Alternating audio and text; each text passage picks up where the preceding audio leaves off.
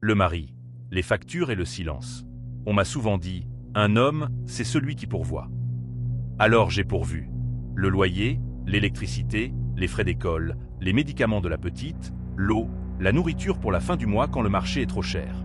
J'ai appris la danse des chiffres, repousser une facture, en payer deux, négocier la troisième. Je ne me plaignais pas. C'était mon honneur.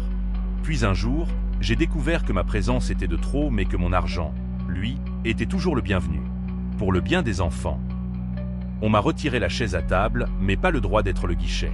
On m'a demandé d'être invisible mais solvable. D'être responsable sans être présent. De signer sans être entendu. J'ai continué. Je me suis dit, ce n'est pas pour elle, c'est pour eux. J'ai payé les uniformes pendant qu'on m'interdisait les réunions parents-prof.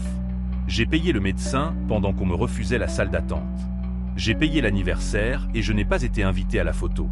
J'ai envoyé l'argent et j'ai reçu le silence. Le plus dur, ce ne sont pas les billets. C'est la traduction.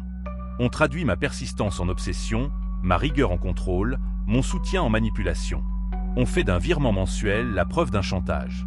On transforme la preuve d'amour en preuve à charge. Et quand je demande juste une heure, on me répond une facture. Mon cri silencieux, c'est celui du mari qui reste comptable de tout sauf de sa propre histoire. Je ne demande pas des remerciements. Je demande de la cohérence. Si je suis assez digne pour nourrir, je suis assez digne pour parler. Si mon nom figure sur les reçus, qu'il figure aussi sur les souvenirs. Et que l'on cesse de croire que la dignité masculine se mesure au montant versé.